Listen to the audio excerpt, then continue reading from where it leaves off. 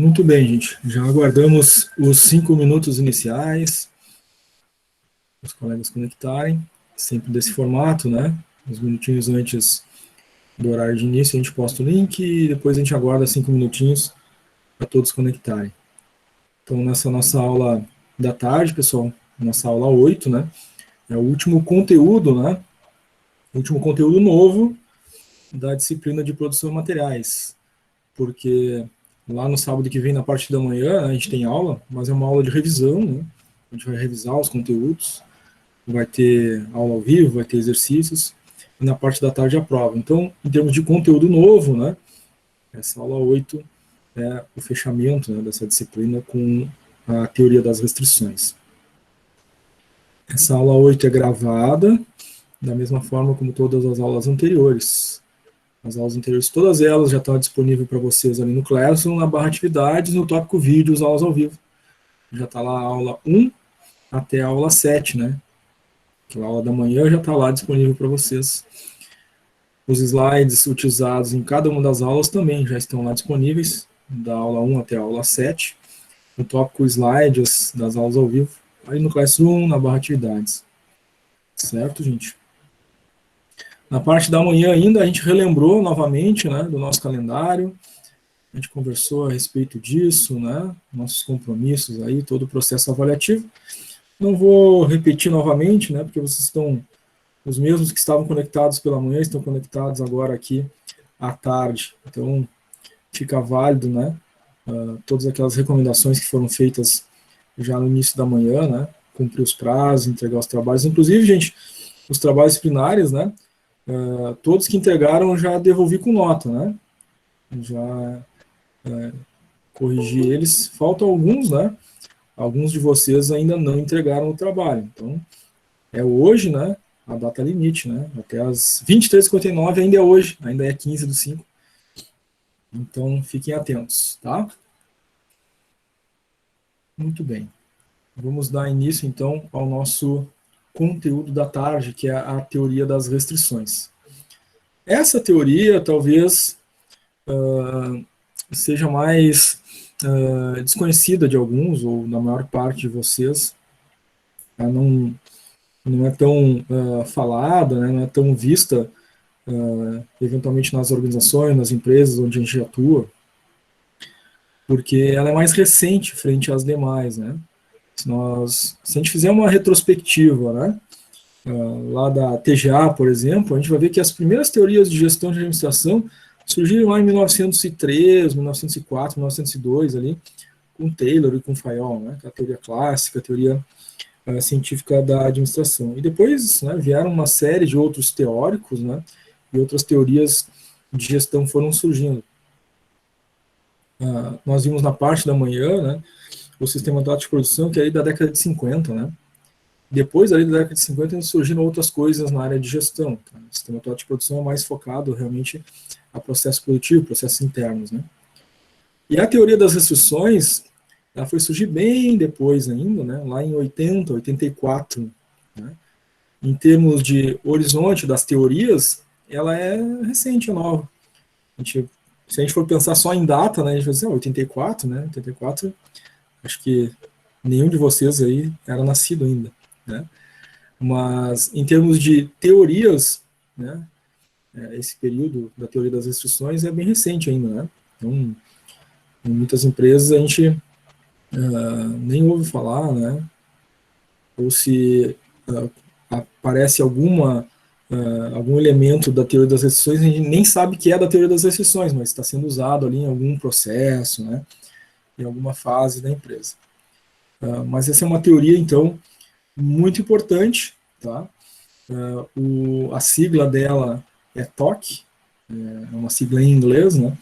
Traduzindo-se para o português fica a teoria das restrições. E o princípio dela é que a empresa, qualquer organização, né, tem uma meta principal, né, é a meta fundamental, essencial, né. Sem esta, todas as demais são, né, subjacentes ou de menor expressão, porque todas as outras só existem para fazer com que essa aconteça. Né. Então, no princípio da teoria das restrições, O aumento da lucratividade, o lucro, né, é a meta da organização. Essa é a meta. Todos os outros indicadores, outros objetivos, acabam sendo subjacentes ou submetidos a essa meta principal, né? Então, os outros, né, não servem de nada se não estiverem contribuindo para essa meta, para esse objetivo. Tá?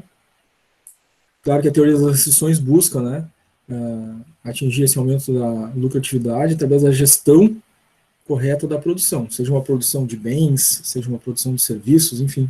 Né?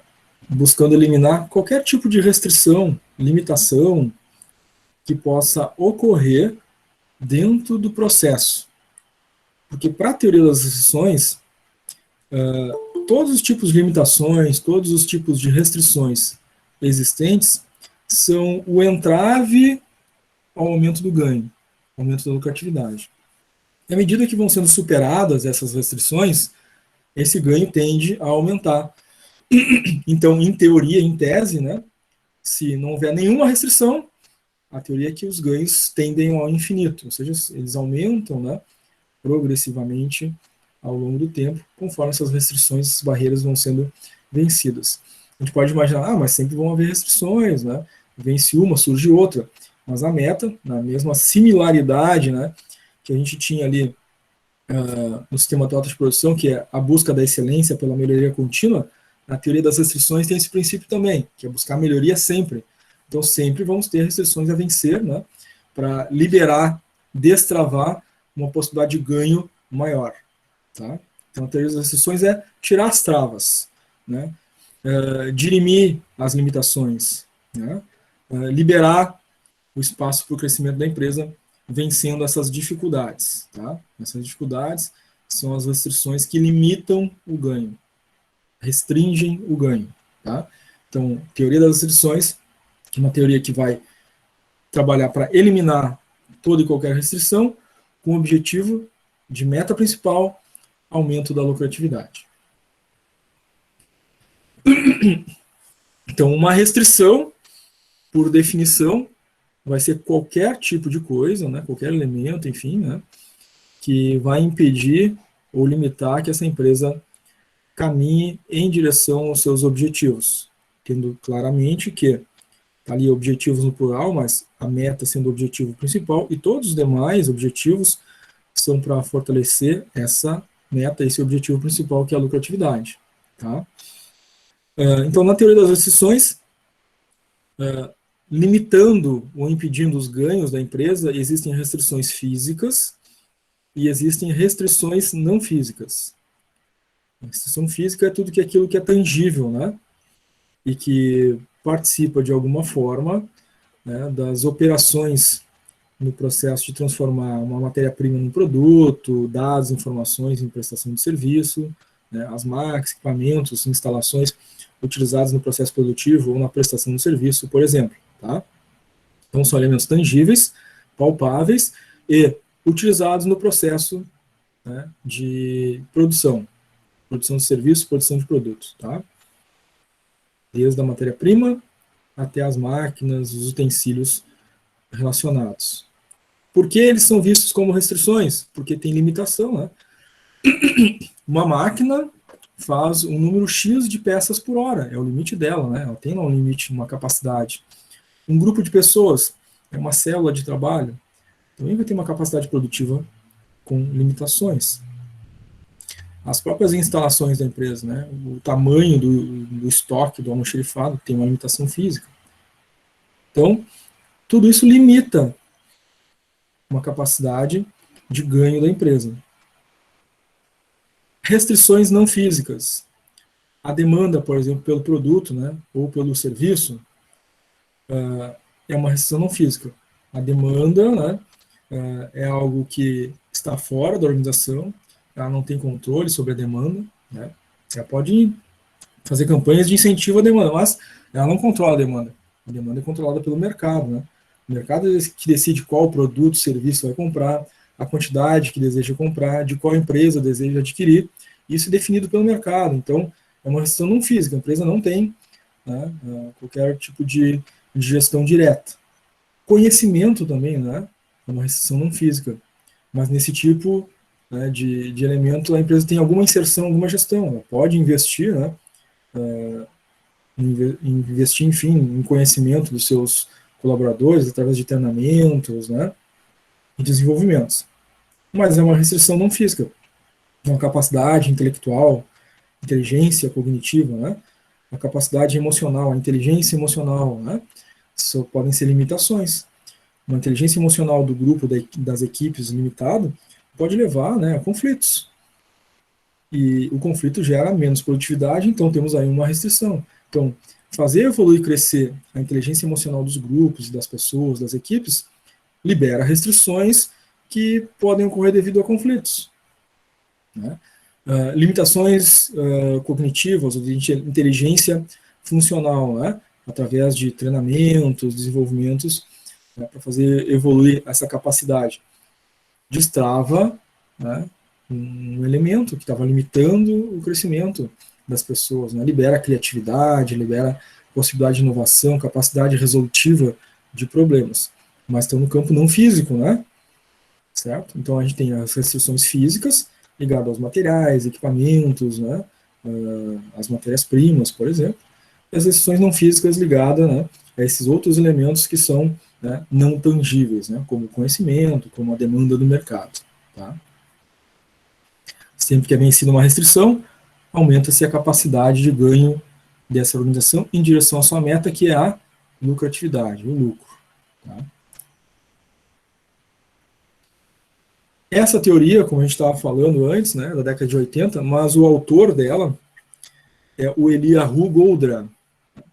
Ele é um israelense, né, radicado nos Estados Unidos, né, se tornou professor lá de diversas universidades, enfim, e, enfim, divulgou essa teoria, essa tese desenvolvida por ele, a partir de 84, com a publicação do livro A Meta.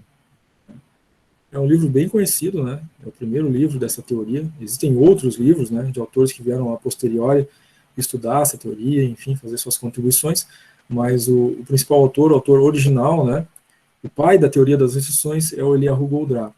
O primeiro livro mais importante é A Meta.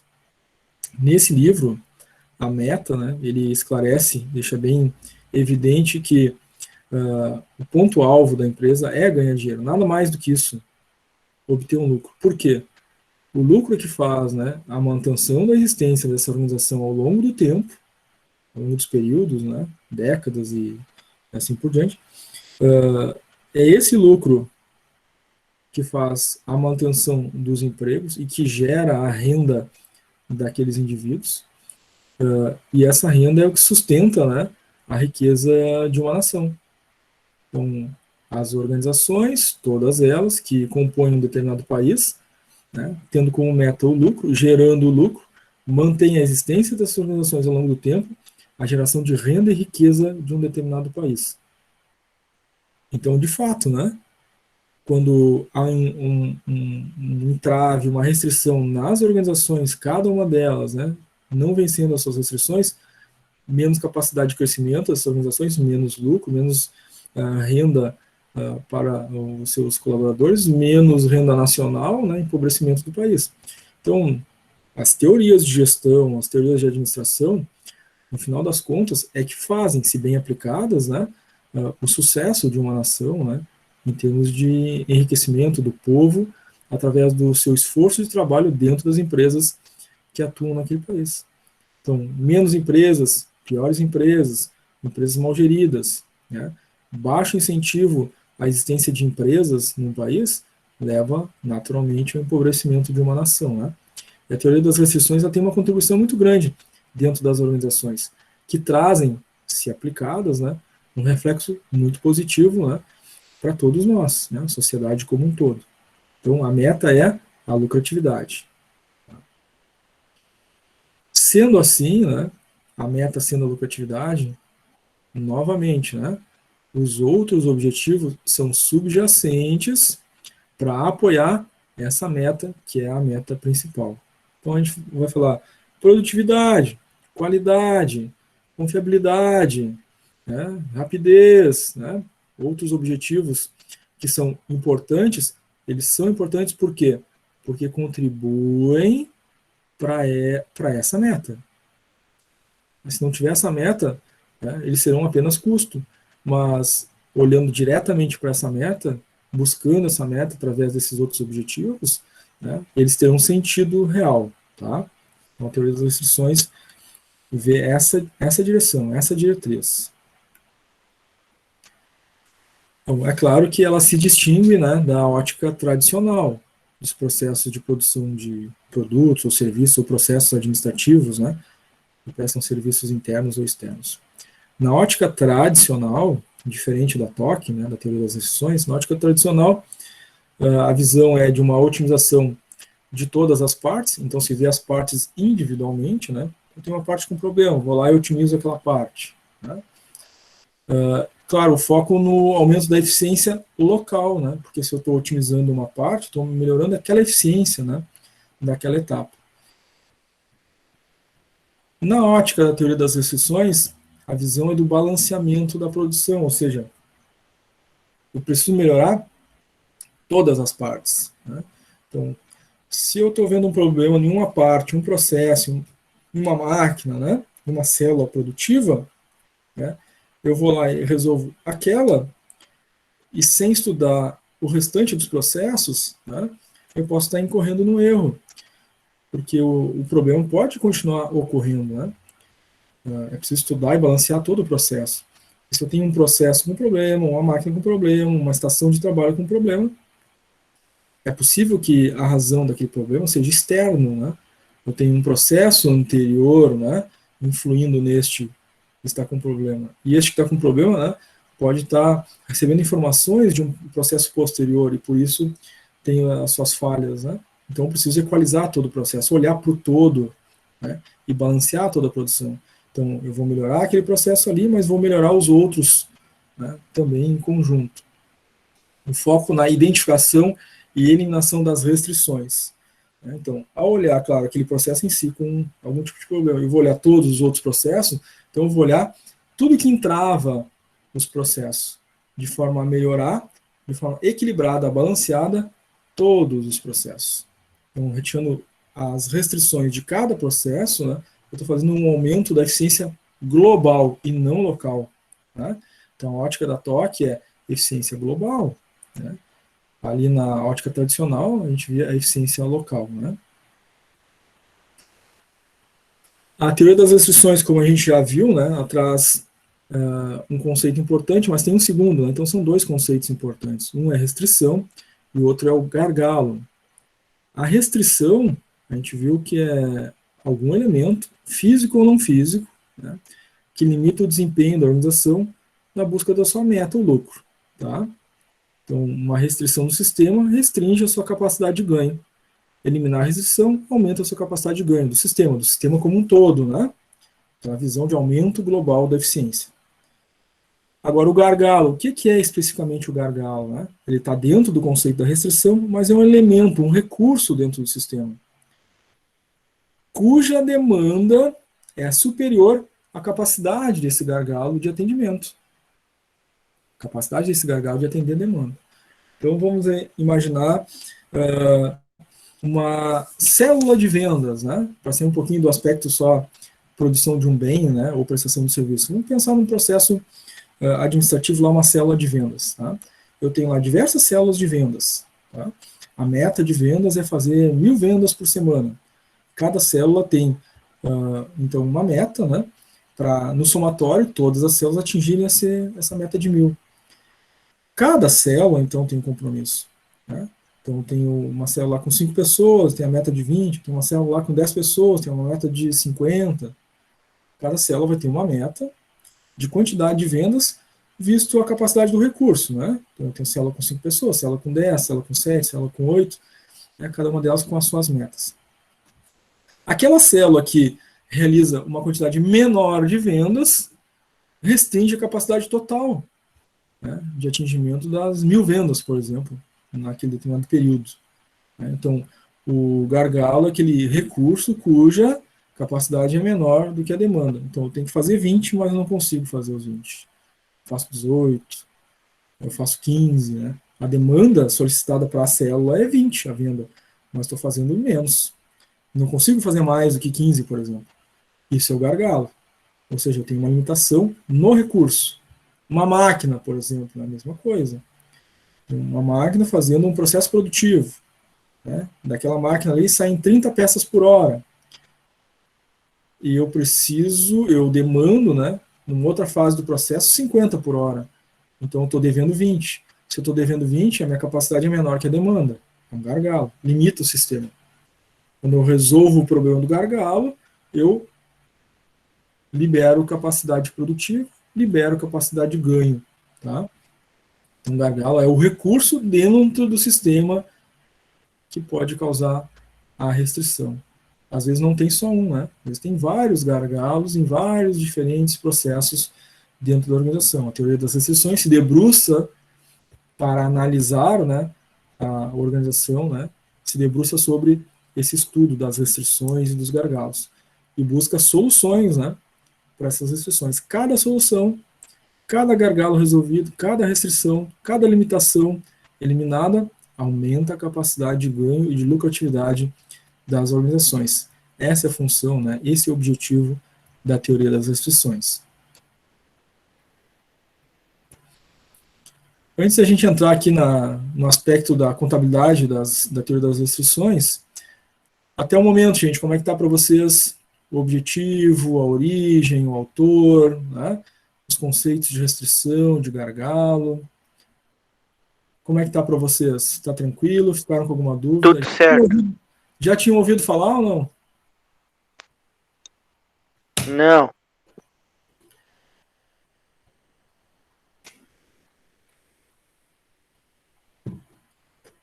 O Renan ainda não ouviu falar. Os outros colegas acredito que uma boa parte ainda não também, né?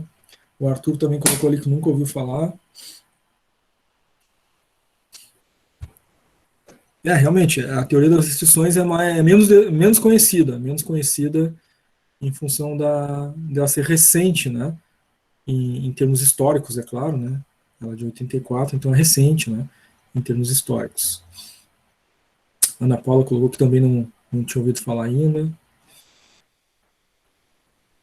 Legal, gente. É sempre assim, né? A questão das teorias, né? Ela vai sendo absorvida ao longo do tempo, né? Então, quando ela se tornar conhecida, provavelmente, né, já tem novas teorias sendo, né, desenvolvidas, né, ou sendo lançadas. Então, quando surgiu lá o sistema teórico de produção, que é um pouquinho mais conhecido, né, embora já seja da década de 50, né, quando ele surgiu, as teorias mais antigas já eram bem conhecidas e trabalhadas nas empresas, né. Então, é sempre assim. Quando essa teoria das restrições ficar bem disseminada, né, o aplicável, provavelmente já está surgindo outra, né, outra teoria mais recente. Então, a gente vamos avançar aqui no aspecto comparativo da teoria das restrições em relação à visão que ela tem da contabilidade. Aqui é uma visão da contabilidade, né? Claro que as normas legais, né, forma de registro contábil, enfim, tudo que envolve a contabilidade, né, respeita as normas, né, legais, isso não há nenhum tipo de alteração. Aqui o que se fala é a forma de ver e de gerir, né, os recursos num tipo de visão, né, sobre a contabilidade, tá? Então a teoria das restrições ela traz uma nova visão sobre a contabilidade dos custos. Então nós vamos ter na teoria das restrições uma visão de contabilidade de ganhos, tá? E na ótica tradicional, né, a contabilidade tende a ser então a contabilidade dos custos, né? Então na teoria das restrições, como a meta é gerar lucro, a meta é a lucratividade, né, ela se opõe necessariamente ao simples corte de custos, né? Claro que os custos são importantes, né? Mas a visão dela não é ficar cortando custos para aumentar uma margem de lucratividade. Pelo contrário, é visar o lucro, né? E a margem de lucratividade, então, vem da geração de lucro.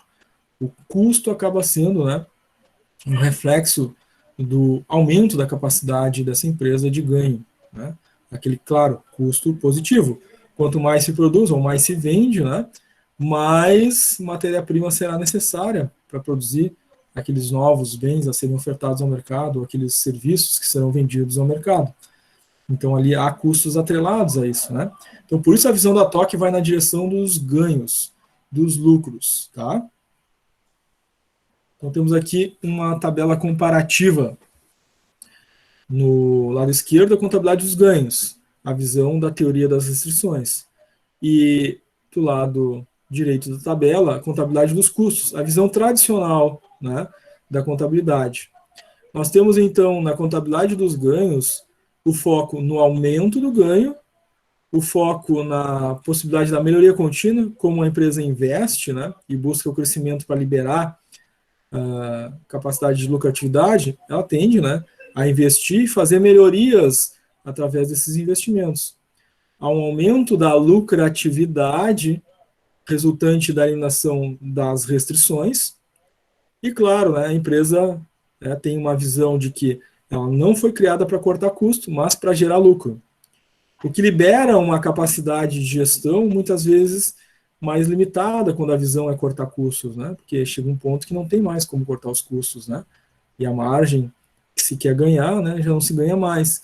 Agora, a capacidade de investimento, né, de gerar uma receita, de gerar lucro, vai depender da eliminação das restrições, obviamente, né? Então, a contabilidade dos custos, que é o lado direito, nos demonstra que a visão é reduzir custo, não necessariamente gerar o ganho. Por quê? Trabalha os custos, eliminando os custos e ganhando uma margem de lucratividade em cima da redução de custos. Não, acaba que não possibilita uma melhoria contínua, né? Porque qualquer tipo de investimento, né, vai acabar agregando um desembolso, né? E esse acaba muitas vezes sendo classificado como custo, limitando uma melhoria, né, um novo investimento. De fato, a contabilidade dos custos vê, né? Bom, se para fazer uma implementação eu preciso gastar mais R$5, né? Se não fizer aquela implementação, eu não gasto aqueles 5, então tem uma margem de mais 5, né, que me sobra. Né? Então essa é a contabilidade dos custos, né? Se eu eliminar aquele custo, eu vou ter uma margem um pouco melhor. Já a contabilidade dos ganhos vê, bom, eu vou gastar mais 5, mas com esse mais 5, vai me gerar capacidade de vender, né, mais produtos que vão me gerar mais 50 de ganho. Então, claro, uma analogia simples, né? Existem outros diversos fatores a serem avaliados, mas na lógica, né, da visão da contabilidade de ganhos é essa, né? Contrária, então, à contabilidade de custos. Como a gente viu, os custos, né, eles são reduzidos até um limite, né? Tem um ponto que não tem como eliminar mais custos, né? Não tem como chegar a custo zero, né? A empresa sempre vai necessitar, né, realizar os seus processos, tá? Então sempre tem um limite.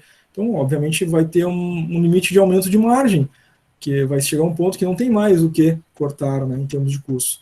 Realmente, aí vai haver uma limitação de ganho, vai haver uma limitação de melhoria, vai haver uma limitação de investimento, vai haver uma limitação de crescimento. Então, para a empresa virar essa chave, né, ela deve ter, em algum momento, uma visão de contabilidade de ganhos. Tanto melhor se ela conseguir virar totalmente, né, essa ideia, tá? Porque ela entra realmente nos benefícios da teoria das restrições, pelo menos nesse aspecto.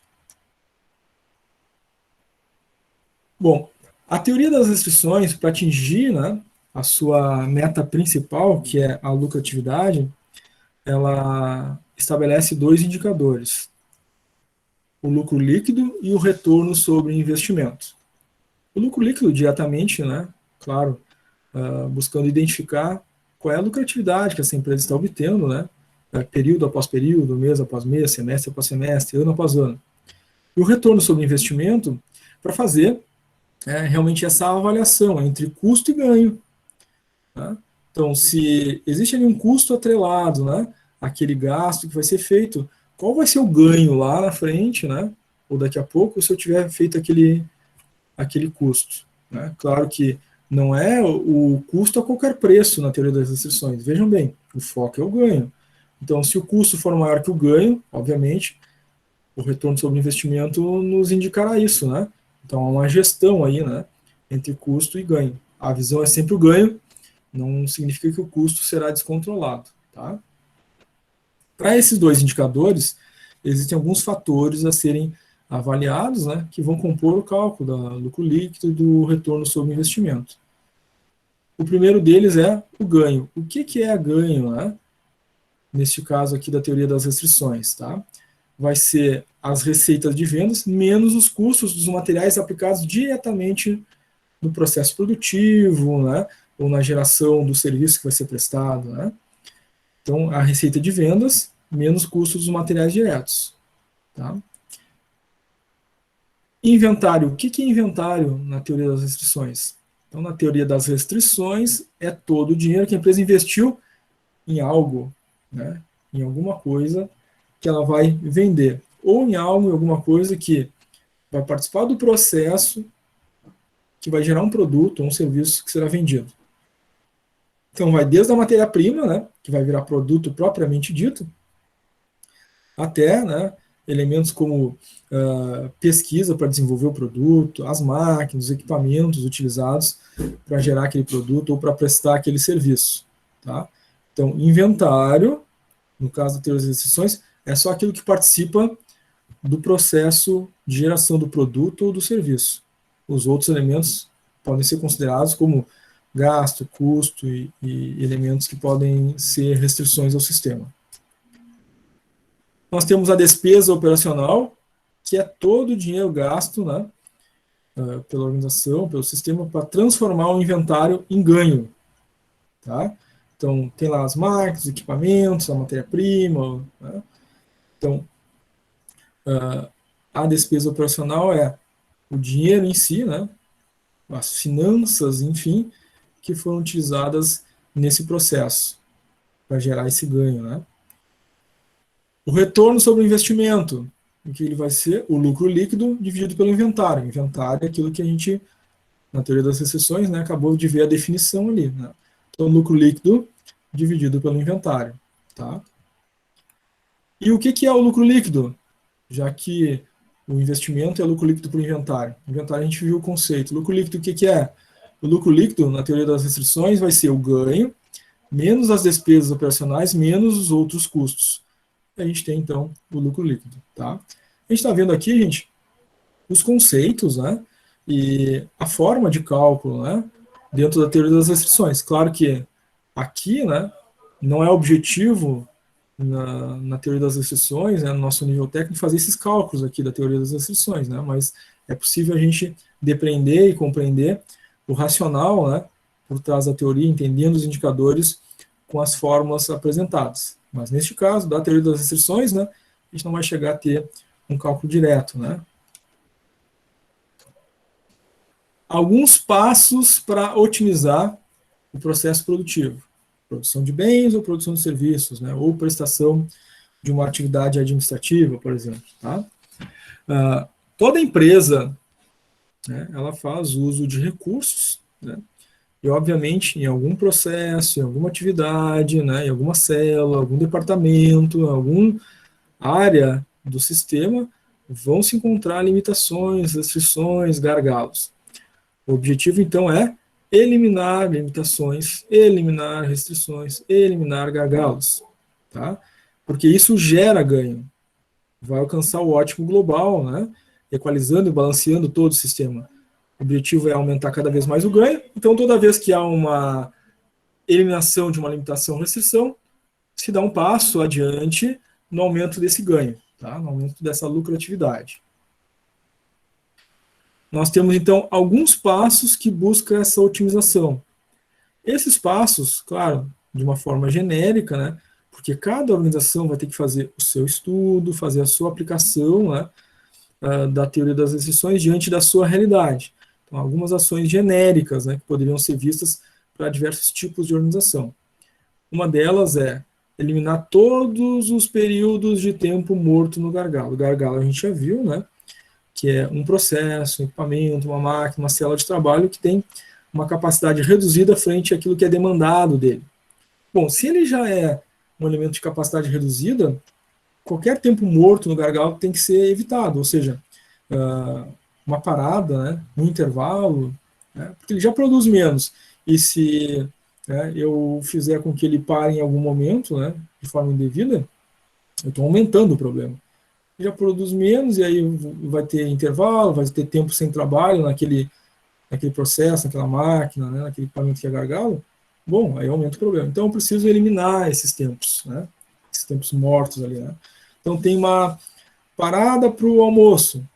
Bom, então eu tenho uma máquina, tenho um operador, o operador vai almoçar, mas a máquina não pode parar, então tem que ter um revezamento. Enquanto um almoça, né, outros continuam operando a máquina gargalo, porque ela já é um problema, e se parar, aumenta o problema. Então ela não pode parar nunca, né? Então tem que se eliminar esses tempos parados, né, perdidos, tá? Seja numa máquina, num processo, né, enfim. Redução dos tempos de preparação das máquinas. Então é um outro tempo, né, que limita a capacidade de ganho. Porque o que acontece quando a máquina está trabalhando? Está tendo produtividade. Quando ela não está, não tem produtividade. Então a preparação da máquina é um tempo parado, não está produzindo, está preparando a máquina. Dá para aumentar a capacidade produtiva reduzindo esse tempo de preparação? Claro, né? Quando diminui o tempo de preparação, antes ela começa a trabalhar. Então reduzir esse tempo de setup, né? O tempo de setup é o tempo de preparação da máquina. Né? Então, estudar, né, e buscar minimizar ou mesmo eliminar a necessidade, né, de preparação para começar um processo. Né? Então, tem todo um processo aí de tecnologia, de engenharia, né, de soluções de problemas para se debruçar sobre esse elemento. Estudo da confiabilidade do gargalo, que é um outro ponto, né, importante. O gargalo já produz menos, a gente já viu que precisa eliminar o tempo morto, né, de parada dele, então não pode parar nunca, né. Outra coisa é o estudo da confiabilidade, ou seja, o gargalo produz menos, e o limite dele é 30 por hora, por exemplo. Mas esse 30 por hora é confiável? Ele já produz menos, deveria ser 50, mas produz 30. Mas esse 30 é confiável? Existem momentos que isso flutua. Era para ser 30, que já é menos do que o necessário, mas daqui a pouco dos 30 ele está fazendo 25, está fazendo 20, não tem uma confiabilidade nesse valor nominal, né? Ele acaba, né, parando, estragando, né? Acaba não conseguindo produzir o total já limitado. Então, tem que estudar a confiabilidade do gargalo também para buscar fazer essas otimizações, né? Eliminar essas restrições, essas limitações. Melhoria dos tempos de processamento por unidade. Né? Uma melhoria da produtividade, né? Buscar todos os esforços, né, para processar com mais rapidez, com mais agilidade, melhorando a produtividade. Ou seja, o processamento em si, né, ele tem as suas limitações próprias. E essas limitações, né, restringem um sistema. Então, quando eu elimino, né, ou aumento a capacidade, né, de processamento, eu estou melhorando minha capacidade de ganho. Melhoria no sistema de alimentação das máquinas. Né? Pode ser alimentação de máquina, pode ser alimentação de um processo, né? O fluxo de informações e dados na prestação de um serviço ou num processo administrativo, né? Que é melhoria no sistema do fluxo, né? Seja de matéria-prima, seja de informações, né? De dados. Né?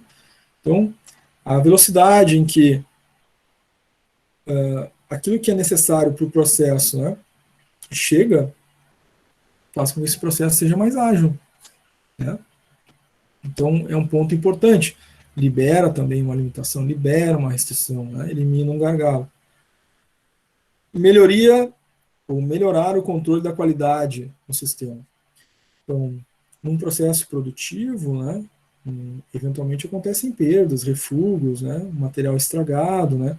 Então, às vezes o sistema está com matéria-prima para fazer 1000 produtos e faz 998, faz 990. Ou seja, houve perda de matéria-prima, né, alguma coisa aconteceu, né, durante o sistema ali e houve uma perda de quantidade. Então, melhorar a qualidade do sistema garante que essas limitações de produção não aconteçam por falta de qualidade. Eventualmente, realizar subcontratação e terceirização de trabalho no gargalo. Então, é um gargalo, como a gente já viu, né, é um elemento importante dentro da teoria das restrições, porque ele restringe, né, e leva uma restrição geral, global do sistema. Então, o gargalo, a gente já viu, né, a gente tem que ver a confiabilidade dele, ele não pode parar nunca, né, E como é que a gente vai resolver, né, se o gargalo tem que fazer 50 por hora e está fazendo 30, né? Então, alguns elementos. Se o gargalo é um processo, uma célula lá com 5 pessoas trabalhando, eu preciso fazer 50 por hora e eu faço 30, e às vezes nem é confiável, né? Não faz os 30, né? Acaba fazendo 28, né? Nem os 50, nem os 30 que deveria, né? Faz menos. O que eu posso fazer? Tem 5 pessoas que trabalham naquele processo, algum problema tem ali, o processo é mais complexo, é mais difícil, né? Não consegue dar conta. Ou eu duplico, né? Esse processo, né? Ou procuro uma quantidade maior de horas de trabalho, né? Ou contrato, né? Uma empresa terceira para dar conta de fazer aquele processo, né? E aí conseguir ter não só as 30 que aquele processo ele faz, mas 30 de outro processo, ou 30 de uma empresa terceirizada, né? Então eu duplico, né? Terceirizando, subcontratando trabalho do gargalo, né? Comprar capacidade adicional, às vezes uma máquina, né, a mais, duplicar a máquina, né? Então, em vez de ser um processo com uma célula com 5 pessoas trabalhando, daqui a pouco eu tenho uma máquina, né? E é a máquina que faz 30 por hora, e o processo seguinte precisa de 50, e a máquina não tem como, né, fazer mais do que 30 por hora. Então, o que eu posso fazer? Duplicar, né? Põe uma outra máquina do lado, né? As duas fazem 30 cada uma, agora está saindo 60 por hora, né? E atende o próximo processo que pedia 50 por hora. Então já tirei uma restrição fora do processo, né? Eliminei um gargalo, né? Com a compra da capacidade adicional. E claro, né? Realocação da parte das operações. Eventualmente, né? Parte do trabalho que é feito no gargalo pode, né? Ser realizado por uma outra etapa, uma outra fase do processo, né? Para tentar otimizar esse processo, eliminar essa restrição proveniente do gargalo. O uso de equipamentos alternativos para produzir peças que são processadas no gargalo. Então, às vezes a gente tem diversas linhas de produção numa empresa, né? Alguma linha que esteja mais ociosa pode produzir, né, processar peças que aquele gargalo ali não está processando naquele momento. É uma situação alternativa, né? Porque é claro, né, se eu tenho essa máquina em outra linha de produção, daqui a pouco aquela linha vai estar funcionando em algum momento. Já não vou conseguir, né, enfim, duplicar o gargalo, mas em momentos alternativos isso é possível, né? E claro, melhoria na manutenção da máquina gargalo. A máquina gargalo, como a gente viu, né, pode ter uma confiabilidade a menor, ela já produz menos. Então, se ela tiver um defeito qualquer, né, uma quebra, né, o impacto tende a ser bem maior, né? Então, entra aqui também, inclusive, né, aquela teoria lá do sistema atual de produção, de manutenção produtiva total, de fazer uma manutenção preditiva, preventiva nas máquinas gargalo. Então, tem que conhecer muito a fundo, né, aquele processo, aquela máquina que tinha gargalo, né? Saber quando, né, as peças que geralmente dão defeito, né, quando elas tendem a falhar. Então, vou ter que ter, né, um estudo aprofundado, estatístico, né, tal peça trabalha 8.000 horas, tal peça trabalha 10.000 horas, né, a partir desse limite, elas falham, então estraga, né, a máquina, e a gente precisa fazer um reparo. Então, nós vamos planejar, né, esses reparos, né. Então, se a peça estraga ali em 8.000 horas de trabalho, ali em 6.000 horas, né, algum momento específico, né, uma troca de turno, a equipe de manutenção vai lá, retira a peça, põe uma peça nova, né, antes que ela venha a falhar. E aí a gente evita que o gargalo, né, pare por falta de manutenção ou por uma quebra, né, que ocorre no processo de uma forma a atravancar, né, restringir o ganho. Melhoria no processo de fabricação das máquinas gargalo, então aumentar a produtividade horária do gargalo, né. Então, eventualmente, né, vai ser alterado o processo de fabricação adotado, né? Então, se eu vou buscar uma melhoria daquele gargalo, daquela máquina, né, alguma implementação naquela máquina, uma reconfiguração, né, uma implementação naquele gargalo, deverá ser feito para buscar a melhoria. Tá? Claro, dentro da medida da possibilidade, nem todas as máquinas, né, é possível, né, reconfigurar para aumentar a sua capacidade, enfim, né? Às vezes vai precisar realmente ter um outro turno, né, uma segunda máquina, enfim, para melhorar aquele gargalo. Mas, eventualmente, as máquinas têm possibilidades de reconfiguração e melhoria. Pessoal, sobre esses passos para otimização que a gente viu, ficou tranquilo? Vocês ficaram com alguma dúvida? Querem fazer alguma pergunta? São vários passos, né? E claro, todos eles envolvendo o gargalo. Tudo tranquilo. Tranquilo? Legal, Renan. O Arthur também mandou um tranquilo ali no chat.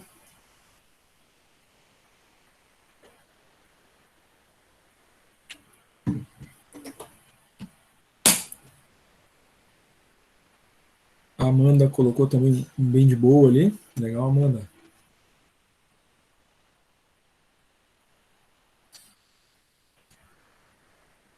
Bem. Então vamos adiante, né? Vamos ver o funcionamento dessa teoria. Então, para a gente analisar o funcionamento, né, alguns conceitos aí são importantes. O conceito de capacidade de produção, né? Então, o que é a capacidade? É a quantidade máxima. Quando fala em capacidade, a gente fala em quantidade máxima, tá? De produtos, de serviços, né? Daquele processo produtivo. Então, quantos produtos, né, se consegue fazer por hora, por semana, por mês? Quanto em quantidade máxima, tá? Sem pensar, né, que pode haver falhas, atrasos, faltas, nada desse tipo. A gente pensa na capacidade máxima, tá? Em serviços a mesma coisa, né? Quantos clientes conseguem ser atendidos, né? Quantos serviços para aqueles clientes conseguem ser feitos naquele prazo, por dia, por semana, por mês. Igualmente, capacidade máxima, tá? O que seria a capacidade ociosa? É quando aquele prestador de serviço, aquele serviço a ser prestado, ou quando aquele processo de produção de um bem, né, ele fica parado, né, ele não está produzindo, né, em algum momento. Então tem ali uma capacidade que é ociosa. Poderia fazer mais, mas não tem serviço para ser feito, não tem produção a ser realizada, tá?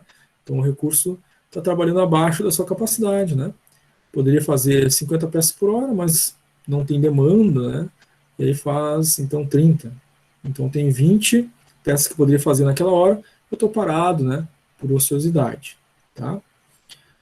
Unidade produtiva é o local onde ocorre a produção. A fábrica, o departamento, uma loja, né? Onde se vende o serviço ou se vende um produto, né?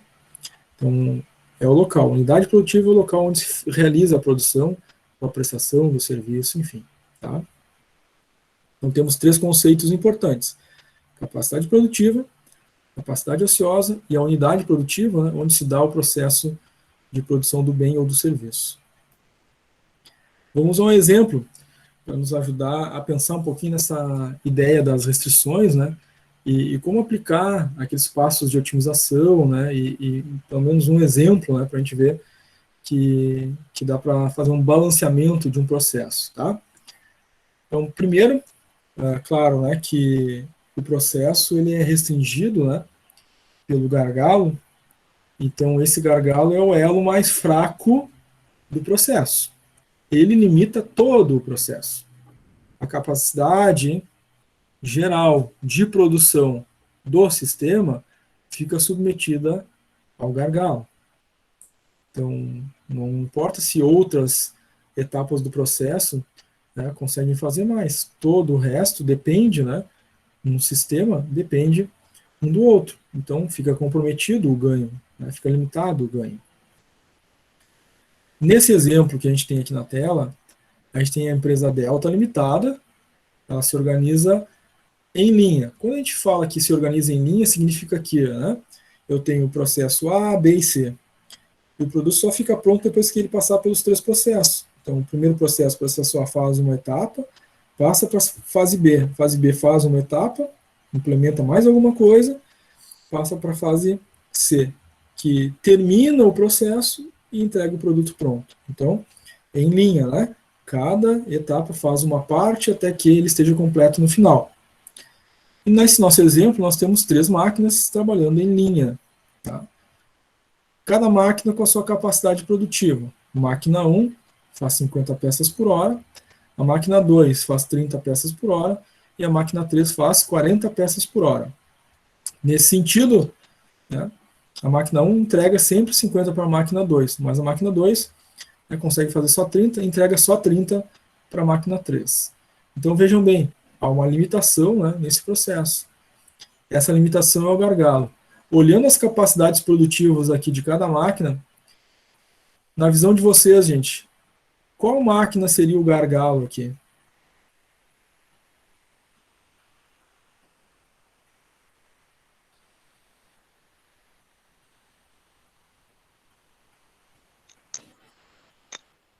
A máquina 2? A máquina 2, exatamente, perfeito, né? Então, a demanda é de 50 peças por hora, mas a máquina 2 só faz 30. A máquina que está atendendo aqui o processo de 50 peças por hora é a primeira, mas a máquina 2 vai limitar. Não adianta a primeira fazer 50, porque a máquina 2 vai enviar só 30, e não adianta a máquina 3 fazer 40, porque ela vai receber só 30. Então, na saída vai ter somente 30 por hora.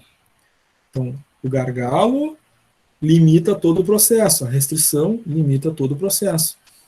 Ao resolver o problema do gargalo, a gente aumenta o nível de produtividade, a gente aumenta a capacidade de ganho do processo. Então, alguma coisa tem que ser feita nesse gargalo, que é a máquina 2, para que ela possa aumentar a sua capacidade produtiva. Tá? Então, é isso que indica a nossa figura, o nosso esquema desse desenho produtivo. Bom, se a demanda é de 50 peças por hora, né, nós temos aqui na máquina 1 essa capacidade, né, de fazer 50 peças por hora, tranquilamente. Né? Demanda 50, produz 50. Então, ela está atendendo. Mas o que vai acontecer entre a máquina 1 e a máquina 2? Vão ficar 20 peças esperando, porque a máquina 2 só faz 30 por hora. Né? Ela deve 20 sempre. Né? Ou seja, o que vai acontecer? Passou uma hora, entrou 50 peças aqui, né, na entrada da máquina 2. A máquina 2 vai produzir 30. Vai ficar quanto aqui nessa hora, sobrando aqui, entre a máquina 1 e 2? 20. Na próxima hora vai acontecer de novo, vai sobrar mais 20, e a gente vai ter estoque em processo aqui. A cada hora, 20 peças vão ter que ficar entre a máquina 1 e a 2.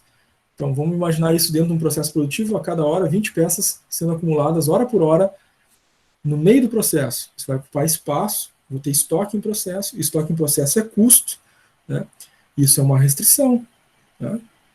A contabilidade, a teoria das restrições, é a contabilidade do ganho, não dos custos. Né? Então, sempre que eu tiver produção parada, eu tenho custo ali. Né?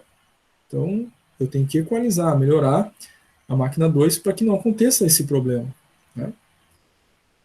Uma outra situação que vai acontecer é a ociosidade da máquina 3. Por que a máquina 3 vai ficar ociosa? Porque a máquina 2 só faz 30 por hora e a máquina 4 faz 40. Então, quando a máquina 2 entregar as 30 peças, a máquina 3 já está há um tempo esperando, né? Porque ela já terminou. Tem uma capacidade maior, né? Então, recebe 30, faz as 30 e o tempo que ela faria as outras 10, ela está ali parada esperando. Então, tem dois problemas aqui, né?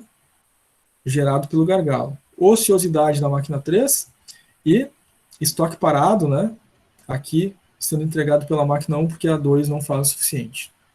Então, ao resolver o problema do gargalo, eu resolvo dois problemas. A ociosidade da máquina 3 e o estoque parado em relação à máquina 1. E claro, né? Aumenta o ganho, aumenta a produtividade, a possibilidade dessa empresa de aumentar a sua lucratividade. O que daria para fazer aqui para melhorar o gargalo? Bom, algumas coisas a gente viu, né? Possibilidade de melhoria do processo. Né? Algum tipo de reconfiguração dá para fazer nessa máquina para aumentar a capacidade produtiva dela? Então tem que analisar os manuais da máquina, pessoal técnico especializado avaliando esse gargalo para tentar aumentar a capacidade produtiva, né, dessa máquina. Se não tiver, né, esse gargalo aqui tem que trabalhar mais horas do que as outras máquinas. Né? Daqui a pouco, num turno inverso, né, essa máquina está trabalhando enquanto as outras duas estão paradas, né, se for o caso. Essa máquina aqui, ela não pode ter tempo morto, né? Se os funcionários da máquina 1 e máquina 2 saem para almoçar, o da máquina 2, né, tem que ter, para ele almoçar, tem que ter um substituto, então já tem que estar programado, né? Quando ele sair para o almoço, né, alguém continua o trabalho. Para conseguir consumir as peças que estavam, né, sobrando ali, entregues pela máquina 1, e conseguir, né, já fazer uma quantidade de peças necessária para atender a máquina 3. Então, esses elementos de melhoria, né, que a gente viu ali para o gargalo é importante. Até mesmo, né, se fosse o caso, duplicar, né, colocar mais uma máquina em paralelo, né, para produzir esse mesmo processo que a máquina 2 faz, buscando otimizar o sistema como um todo. Tá? Muito bem. Bom, na sistemática, né, do trabalho da teoria das restrições, a produção, né, do bem ou do serviço é um elemento essencial, mas não só ele. Né? Vão existir outros processos que contribuem ou que possam vir a ter algum tipo de restrição, né? Ou que possam ajudar a identificar restrições e limitações no processo. Então, além da produção, nós vamos ter outros elementos que fazem parte do sistema.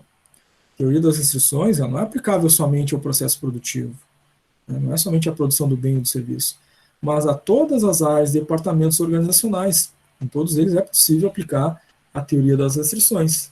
Tá? Porque sempre existe, né, num processo administrativo, né, num processo operacional, né, sempre vão ter restrições, né, e liberar essas restrições aumenta a capacidade de produtividade, de ganho. Né? Então, na produção, alguns elementos que ajudam, né, a construir essa lógica da TOC, né, e liberar, né, de restrições. Na produção, claro, o índice de rendimento global, né, então controlar esse índice. Quando esse índice diminui, tem uma restrição, precisa ser otimizado. Aderência ao próprio programa da teoria das restrições, né, o giro de estoque, né, o setup médio, são coisas importantes. O giro de estoque, por exemplo, né, determina quantas vezes, né, aquele estoque está, né, sendo renovado. Né. Se ele demora muito tempo, né, para fazer a renovação, a produção está lenta, alguma coisa acontecendo, então merece estudo, né, se existe alguma restrição, algum gargalo. O setup médio também, né, setups mais longos, né, vão trazer restrições para o processo. O PCP, que é uma área, né, subjacente, né, ela traz informações, programa, produção, ela lida com a área de compras também. Então, o PCP faz gestão do estoque, então ele se relaciona com o processo. Então, é uma outra área, não é diretamente a produção, né? E pode indicar gargalo, pode auxiliar no processo de superação das restrições. A avaliação, por exemplo, né, do valor do pedido em relação aos dias de atraso pode indicar uma restrição no sistema, né? Se os pedidos estão em atraso, o que aconteceu no processo produtivo, ou no processo de compras, ou no processo logístico, né? Ou no processo de gestão de materiais, alguma coisa nesses outros processos aconteceu para que houvesse atraso no pedido, na entrega do pedido. E isso pode ser verificado através do PCP, né? O que é bem interessante aqui, se torna um indicador para a teoria das restrições. As vendas e o recebimento dos pedidos, né? Então, comparativo aqui, né, dos dias de atraso em relação ao valor do pedido, né, em relação àquilo que foi recebido, né, de pedido, a entrega do produto lá para o cliente, né. Compras, o valor do pedido versus dias de atraso do fornecedor, né, isso pode trazer uma restrição para o sistema? Sim, claro, pode. Né, a empresa então fez pedidos e o fornecedor está atrasando, quanto de atraso tem? Isso gera uma restrição possível, né? E aí a gente precisa dirimir, né? Não pode ter esses atrasos para que não haja interrupção do fluxo produtivo. O desenvolvimento de produtos, né? Os custos atrelados ao desenvolvimento desses produtos, a capacidade de desenvolver produtos que, né, evitem, né, custos de perda de material, né, que sejam de difícil manuseio ou produtividade, né? Então, o desenvolvimento de produtos deve pensar também nessa perspectiva da teoria das restrições, né, já eliminando desperdícios e pensando, né, no processo produtivo que venha a facilitar que não hajam, então, restrições. Temos também, concomitante a isso, o almoxerifado, uma outra área, né, que participa do processo e que pode, sim, né, ser fonte de indicativo ou eliminação de uma restrição, de um gargalo, né? As diferenças de estoque no almoxarifado, por exemplo, né? Essas diferenças devem ser muito controladas, porque se houver falta de material no estoque, há uma limitação no processo produtivo, vai faltar matéria-prima, né? Interromper o fluxo. Então, esse controle dentro do almoxarifado é importante. É um gargalo que pode acontecer lá dentro do almoxarifado. A expedição, né, que já é o produto pronto, né, para ser enviado para o cliente final, também podem ocorrer diferenças de estoque. Então, tem que ter uma apuração, né, uma acurácia no meu estoque de expedição, né, do produto acabado, para evitar tempo de atraso de entrega para o cliente final, o que é uma restrição de ganho. Se eu não entrego para o cliente, não há faturamento. Se não há faturamento, há uma limitação de ganho. Tá? Então, a expedição também é uma outra área que pode ser indicativo, né, de uma restrição e pode gerar restrições e gargalos, né? A própria área administrativa financeira, né? Aquela área, por exemplo, de recebimento, cobrança, né? Então, se a empresa, ao realizar suas vendas, né, não está recebendo todos os valores das vendas realizadas em função, né, de não pagamento, atraso de pagamento, né? Essa área administrativa financeira trabalha muito firmemente, né, para liberar, né, essas limitações de ganho também. Né? Um pedido que foi produzido, entregue para o cliente, não foi pago, tem uma limitação de ganho, né? Então, o custo teve, mas o retorno não. Então, a administrativa financeira trabalha, né, firmemente também para eliminação dessas restrições. A área de recursos humanos, que cuida, né, da gestão de pessoas, né, dois indicadores importantes são rotatividade e absenteísmo, né? A falta das pessoas ao trabalho, por exemplo, né? Horas de atraso que geram absenteísmo, né? Então, a ausência de alguém, né, ou de várias pessoas no ambiente de trabalho vai acabar uma queda de produtividade, numa queda no ganho. Então, é uma restrição. Então, a área de recursos humanos contribui, né, para o combate a restrições no sistema. A própria qualidade, né, o desenvolvimento da qualidade, né? Não só em relação à qualidade do processo produtivo em si, né, mas a qualidade do próprio ambiente de trabalho, né, como as pessoas se sentem, a cultura organizacional, né, porque o nível de satisfação e de motivação das pessoas gera lucratividade. Pessoas satisfeitas, né, que têm lá seu programa de cargos, salários, benefícios, premiações, se sentem satisfeitas com o seu trabalho e, estando satisfeitas, geram melhores resultados. Então, a satisfação e motivação das pessoas, né, é um impulsionador da lucratividade. O contrário acaba sendo uma restrição, um gargalo. Pessoas desmotivadas, insatisfeitas, restringem o sistema. Então precisa fazer um trabalho, né, de motivação, de desenvolvimento, né, de um bom clima organizacional, de uma boa cultura organizacional. Tá?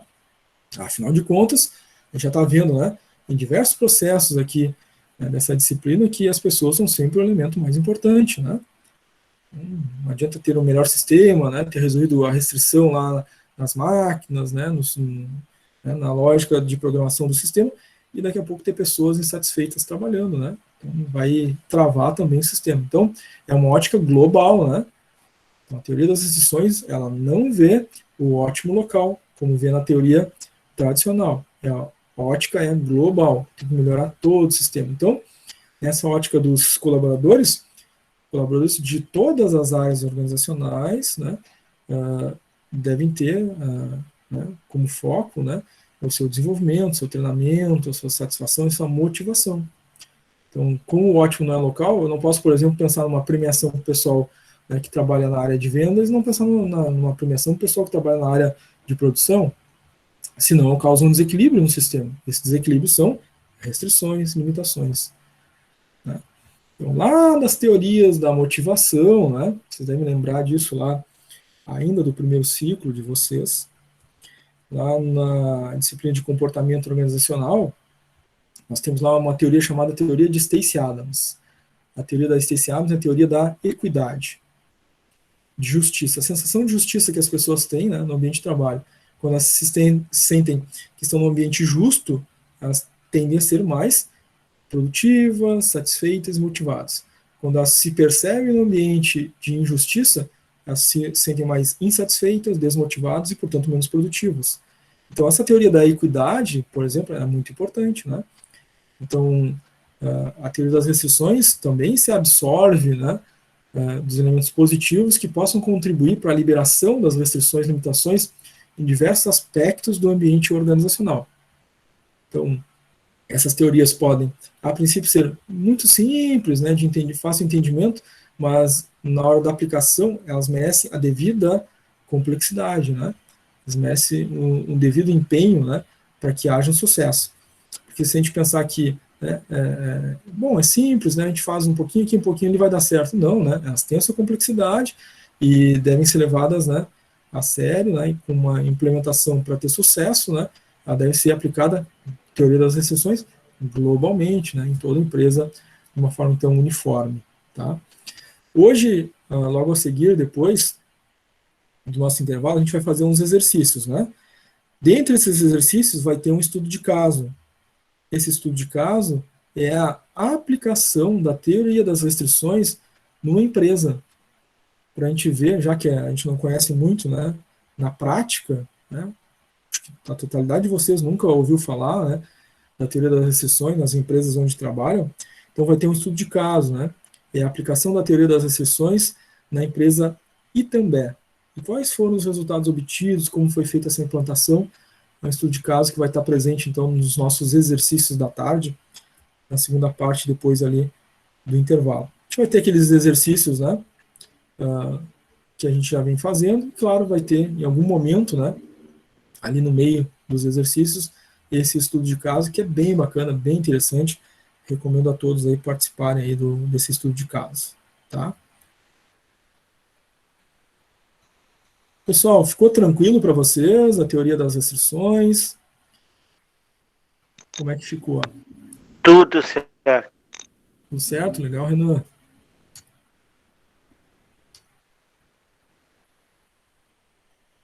O Arthur colocou, ficou tranquilo. A Ana também colocou sim, ficou tranquilo. Caroline também mandou tudo certo. Legal, Caroline. Então, nossa ideia agora 14h15, 14h30, então.